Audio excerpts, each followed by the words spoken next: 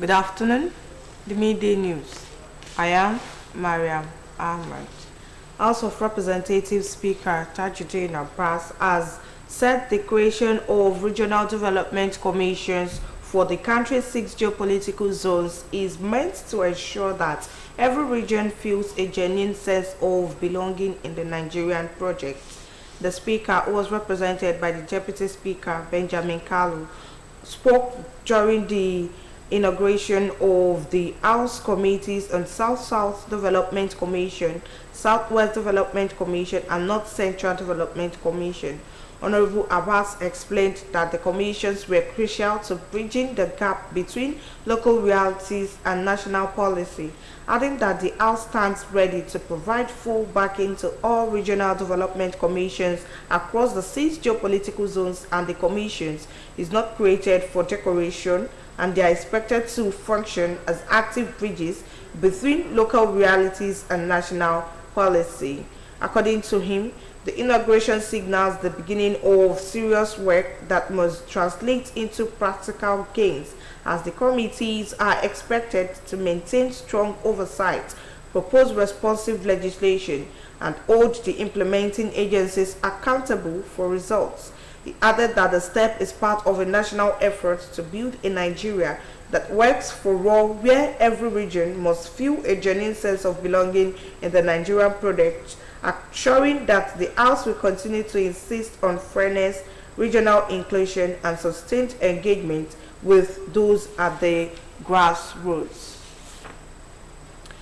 Meanwhile, the House of Representatives has indicted 31 ministries, departments, and agencies for alleged financial irregularities and breach of the nation's financial regulations. Consequently, the House asked the Economic and Financial Crimes Commission, the Independent Corrupt Practices and Other Related Offences Commission, and other relevant bodies to recover over 103.8 billion naira and $950,912.05 from the MDAs and remit the same to government coffers. The directives followed the adoption of the House Public Accounts Committee recommendations during the plenary. A member of the committee, Bamidele Salam, who moved the motion recommendations, said there were massive internal control failures, unauthorized expenditures, and procurement violations found in many MDAs. The infractions contained in the Auditor General's annual report for the years ending December 31st, 2019 and December 31st, 2020 were reviewed by the committee. Some of the major MDAs that various sums are to be recovered from are the Foreign Affairs and Petroleum Resources Ministries, Nigerian Security Printing and Minting PLC, Bank of Agriculture, the Nigerian Communications Satellite Limited, and the Cross River Basin Development Authority. The Police Service Commission was recommended for sanction for exceeding approved mobilization limits, totaling 110.8 million naira without required guarantees. The committee added that other amounts to be recovered from the Foreign Affairs Ministry are 124 million naira and $795,000 is spent without authorization on a presidential lodge at the Nigerian Embassy in Ethiopia, among others. The 25 People's Democratic Party members of the Osun State House of Assembly have reaffirmed their loyalty and commitment to Governor Ademola Adeleke's administration. Addressing newsmen in the Assembly complex alongside its fellow lawmakers, the Speaker of the House, Honorable Adewale Egbedon, stated that all PDP members remain loyal to the party and to the vision of Governor Ademola Adeleke. Parliamentary reporter Oluwatosin Oladokun has more of the story. On speculation over defection saga, the 25 members of the People's Democratic Party bloc in the Osun State House of Assembly has debunked claims of any defections among them. Addressing journalists at the Assembly complex in Osogbo, capital of the state, the Speaker of Osun State House of Assembly, Right Honorable Adewale Egbedo, alongside his colleagues, stated that the House remains united, focused, and unwavering to its loyalty and commitment to the administration of Governor Ademola Adeleke and the People's Democratic Party in the state. There is no division in this House. There is no defection. there is no crisis. The rumors flying around are simply rumors, and we are not in the business of chasing shadows. We, the honorable members, are men of honor. We are not for sale. We are not moved by noise or pressure. We hold the mandate of our people, and we intend to keep that trust with dignity, loyalty, and a clear conscience. Egwedo dismissed the recent rumors of defection to opposition parties as a pure mischief and attempt, he said, to distract members from their statutory mandate of representation. He urged the public to disregard the false reports circulating in the media. It's obvious that their motive is just to distract this house. We are one united family. The 25 PDP honorable members are fully with our governor.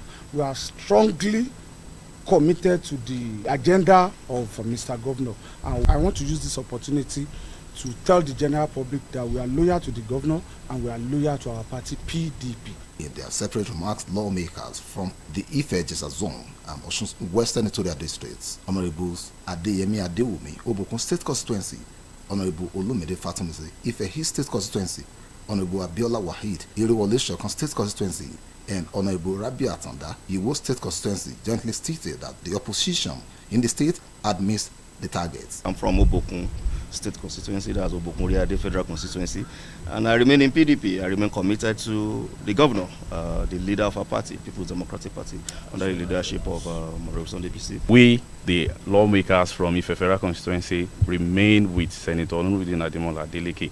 Come 2026, we shall deliver him, inshallah. They maintain that at no point did any PDP member from the Ife-Ejesa zone or elsewhere engage in talks or hold meetings with opposition parties in the state. According to them, their loyalty remains organic, solid, intact, and unwavering. Even a blind man can see that the infrastructural drive in Osun State now is turning our state to a new marker. So what do we have to be afraid of? The people are with us. We are all grassroots politicians. Our people back home, we have their support. So I believe that we'll deliver. The lawmakers concluded by reaffirming their dedication to the legislative agenda and to Governor Ademola Adeleke's developmental vision for Osun. Oluwatosin Oladokun, OSBC News. In the same vein, the Osun caucus of the People's Democratic Party says Governor Ademola Adeleke will contest the August 8, 2026 governorship election on the platform of the party. The PDP leadership emphasized that the governor will not defect to the All Progressives Congress. This is contained in a communique issued at the end of the PDP caucus meeting held at the Government House, Osogbo. The communique was made available to journalists by the spokesperson to the governor, Malam Olawale Rashid. The PDP leader stated that majority of the APC members in Osun were opposed to the idea of Adeleke defecting to the APC, which did not originate from the governor in the first instance. The communique also alleged that some APC leaders, based on entrenched interest, have demonstrated hostility and resentment towards the governor. The caucus said the majority of PDP members in the state were not happy with the idea of the governor joining APC, but only reluctantly agreed to follow him to wherever he goes to show their love, support, and loyalty to his leadership. The PDP leader said the party recognized the fact that Osun is the ancestral home of President Bola Tinubu, which makes him the son of the state. The PDP caucus, however, adopted and endorsed the president for re-election in the 2027 general elections. The leaders of the party also endorsed Adeleke's re-election bid on the platform of PDP, directing all members in the state to remain in the party. The PDP leaders urged the governor to forge ahead with governance and implementation of its administration's 5-point agenda. Lagos State Governor Mr. Babajide Sanwo-Olu has presented a 5 billion naira check to Niger State Governor Mohammed Bago at Alausa, Ikeja for the cultivation of rice, yam, and beans under a strategic partnership aimed at enhancing food security and agricultural productivity. The Produce for Lagos Agricultural Initiative also aligns with the renewed Hope agricultural agenda of President Bola Tinubu to enhance agricultural output through interstate collaboration in food production. Governor Umar Bago in a freight chart highlighted the potential of the state, especially in the area of agriculture. The objectives of the partnership that will see the cultivation of rice, yam, and beans are to establish a coordinated, data-driven agricultural produce inflow into Lagos State, promote the establishment and operation of farm estates and aggregation infrastructure in Niger State, facilitate a private sector-led logistics and aggregation ecosystem. Lagos State is expected to provide guaranteed off-take agreements via its licensed bulk aggregators, facilitate the issuance of working capital loans to the Niger Aggregation Company for off-take operations, enable access to the Lagos Food Logistic Hub and other food markets.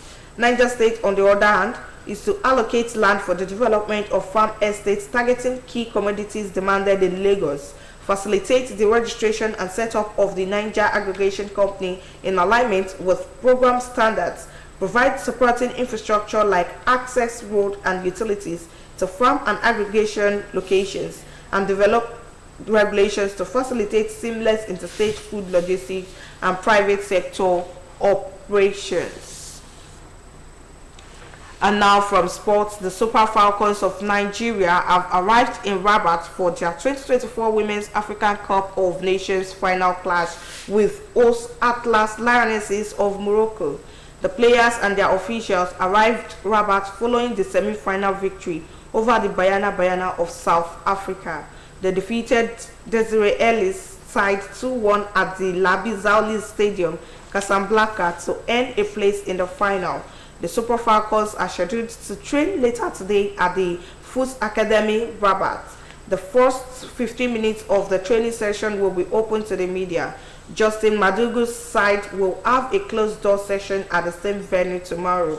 The West Africans are targeting a record-extending 10th title at the WAFCON 2024 finals.